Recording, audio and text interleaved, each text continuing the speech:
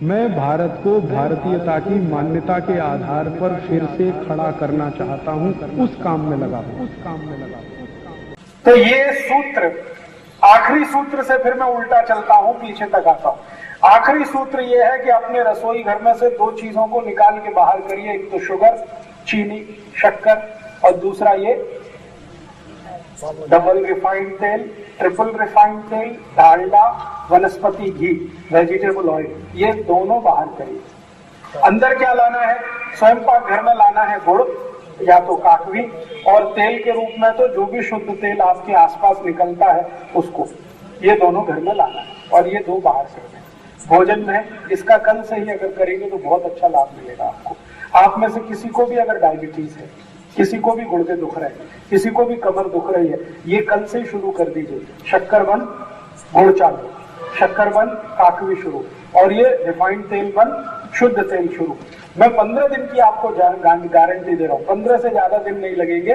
15 दिन के बाद आप अपनी शुगर टेस्ट कराना, पहले से ज्यादा बेहतर स्थिति होगी, और 2 महीने बाद कराएंगे तो शुगर हो सकता है नॉर्मल ही हो जाए, बिना इंसुलिन के, बिना औषधि के।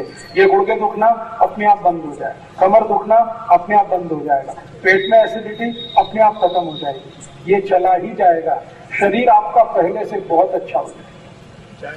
चाय में भी गुड़ की चाय बनती है कि नहीं, और वो शक्कर से अच्छी होती है, टेस्ट में भी अच्छी है। गुड़ की चाय पीजिए, काकवी की चाय पीजिए, दूध में डालना है तो गुड़ मिलाइए, दूध में मिलानी है तो काकवी मिलाइए, अगर ताक में मिलाना है तो गुड़ मिलाइए, और मिलाना है तो काकवी मिलाइए। शुगर बिल्कुल बंद। बासुंदी भी खानी है तो गुड़ की खाइए, हाँ, बासुंदी गुड़ की खाइए। खीर बनानी है तो गुड़ की बनाइए, खीर बनानी है तो काकवी की बनाइए, लड्डू बनाना है तो गुड़ का बनाइए, काकवी का बनाइए। जो मिठाई आपको बनानी है खूब बनाइए, गुड़ की बनाइए। गुड़ आप कितना भी खाएंगे तकलीफ नहीं आएगी। मैं तो सबको बोलता हूं जिनको डायबिटीज है वो भी गुड़ खाए तो तकलीफ नहीं आएगी, क्योंकि गुड़ में जो शुगर है ना वो मोनोसैकेराइड्स फॉर्म में है, और शक्कर जो है वो पॉलीसैकेराइड, दोनों में जमीन आसमान का। इसलिए गुड़ खाइए, काकवी खाइए, कोई तकलीफ नहीं। बासुंदी भी खाए गुड़ की, दूध में डालना तो गुड़, दूध में मिलाना तो काकवी। अगर आपको शरबत पीना मान लीजिए तो गुड़ का पीजिए ना, गुड़ का शरबत, क्या बुराई है। नींबू की शिकंजी बनानी है गुड़ में बनाइए, काकवी में बनाइए, शक्कर बिल्कुल बंद कर। तो यहां से ये सूत्र था आज के विषय का आखिरी सूत्र, शक्कर और वेजिटेबल ऑयल, डालडा, ये घर के बाहर। उसके पहले के सूत्र एक बार फिर से रिपीट करता हूं ताकि याद हो जाए। भोजन करना है, दो विरुद्ध वस्तुएं कभी भी एक साथ नहीं। विरुद्ध वस्तुओं की कल नहीं तो परसों में पूरी लिस्ट बताऊंगा, आप चाहे तो कागज पेन से नोट कर सकते हैं। उसके आगे भोजन करना है तो बैठ के ही करना है, कभी भी खड़े होके नहीं। भोजन करना है तो धीरे धीरे करना है, सावकाश करना है। भोजन दोपहर का किया तो 20 मिनट विश्रांति जरूर करनी है। भोजन रात का किया तो 2 घंटे तक विश्रांति नहीं करनी। विश्रांति जब भी करेंगे सिर आपका पूर्व की दिशा में रखना है, पांव हमेशा पश्चिम में रहे तो अच्छा है। कोई बहुत मजबूरी आए तो दक्षिण में सिर कर सकते हैं। और अगर आप कुछ भी ऐसी स्थिति में नहीं है दोपहर का भोजन के बाद विश्रांति कर सके तो 3 मिनट से लेकर 20 मिनट तक वज्रासन में जरूर बैठना है। तो कल के 4 सूत्र, आज के 10 सूत्र, 14 हो गए। ये 14 सूत्रों का पालन आप में से जो भी करे, मेरी गारंटी है जिंदगी भर सुखी, निरोगी, निरामय रहे। मैं खुद इन 14 सूत्रों का पालन करता हूं, और पिछले 18 साल से मैं किसी डॉक्टर के पास नहीं गया, अगले 18 साल भी जाने वाला नहीं, क्योंकि मुझे मालूम है तकलीफ होने वाली नहीं। तो आप भी अगर अपने जीवन में ये धारण करेंगे तो बहुत अच्छा होगा। आज के लिए इतना, कल फिर आपसे 8:30 बजे बात करूंगा, और कल थोड़ा महत्व का विषय है, चिकित्सा का विषय कल से मैं आपसे शुरू करूंगा।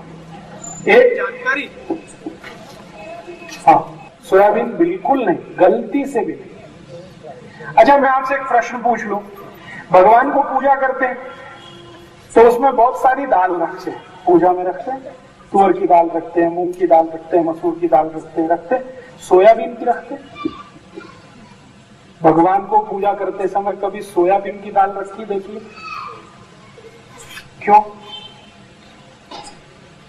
सोयाबीन भी दाल है। चने की दाल रखते हैं, मूंग की दाल रखते हैं, उड़द की दाल रखते हैं, तुअर की दाल रखते हैं, मोठ की दाल रखते हैं। सोयाबीन की दाल कभी देखिए भगवान के सामने रखी हुई पूजा करने की? नहीं। जो भगवान को अर्पण नहीं कर सकते वो आप कैसे खा सकते? सोयाबीन की गलती से भी ना दाल खाइए ना तेल खाइए।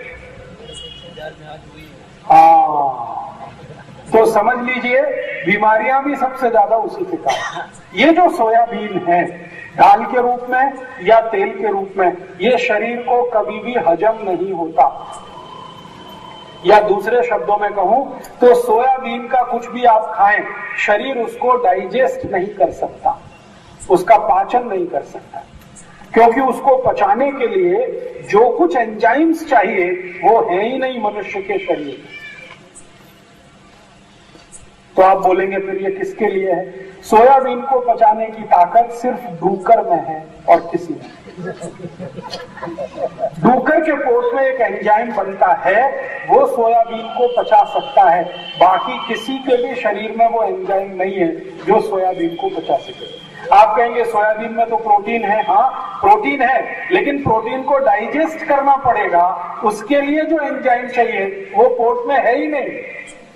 इसलिए मनुष्यों को सोयाबीन का तेल, सोयाबीन की दाल, सोयाबीन का कुछ भी, सोयाबीन का अगर वो आता है ना दूध आजकल आने लगा, ये सब निषिद्ध है आपके लिए। आप कभी मत खाना है, कितना भी सस्ता मिले कभी मत खाना, और कितना भी महंगा मिले तेल खाना, मूंगफली का हो, तिल का हो, सूरजमुखी का हो। नहीं तो मैंने आपको कहा एक तेल आता है सरसों का, सरसों का तेल इधर चलता, राई का तेल जिसको कहते, नहीं चलता तो छोड़ दो, जो आपके यहाँ चलता वही लो, लेकिन शुद्ध तेल खाना। ये वेजिटेबल ऑयल भी है ना, ये भी तो तेल ही है ना, ये नहीं खाना था। डालडा, या डालडा जैसे नाम से आता है, गगन, तरंग, नंबर 1, हनुमान जी, ये और वो, ये सब खतरे ही खतरे हैं, जहर ही जहर। एक जानकारी छोटी सी कि जितने सूत्र मैं बता रहा हूं उन पर आधारित पुस्तकें हैं।